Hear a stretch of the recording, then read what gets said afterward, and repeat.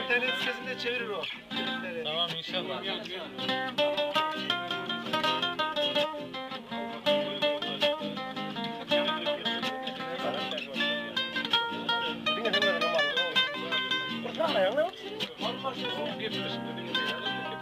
Keşteyledim evim aşkın dağından, keşteyleyip evim aşkın dağından. Ne beladır kimseler çekerek bu derdi, aşkın dağına sanar böğüne boynundan, bök titreyip çekerek bilmeden bu derdi,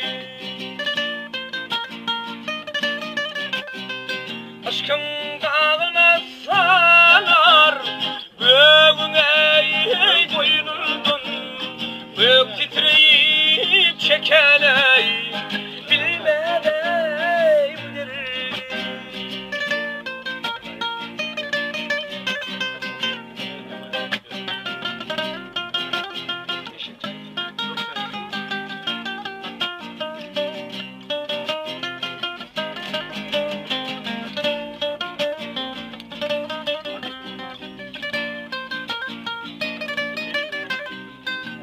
yeter yetmese yanmaz çırağlar, aşka düştü kuşlar ey, inler ey buradalar.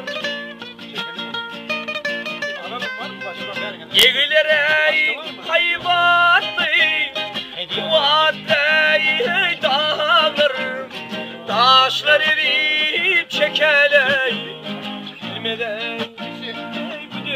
Türkmenistan'ın seçkin kasetçilerinde bulunuyor kaset. Değil mi?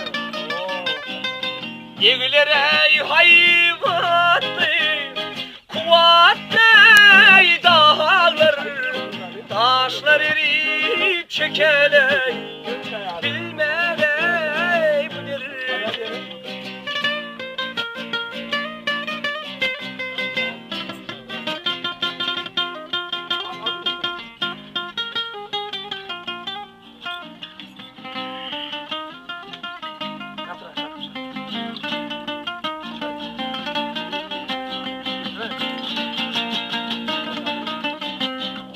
Kim aşkın yükünü çeken mirdana, zemin dönmüş eylem mirdana. Asman korkuyup düşmüş ey, kalmış ey girdaba, dağlar taşlar çekeley bilmeden bu derdi. Altın bulu çeksen derdi düğünden, ağzı boluyup şikadeyim yetmeley günümden. Bu ölmek ayrılma kalıptır ey yündün, keder bile miras bulmuş ey bu derdi. Vakaşı ölmek ayrılma kalıptır ey yündün, keder bile miras koymuş ey bu derdi. Dağlar taşlar kurtlar kuşlar çekeley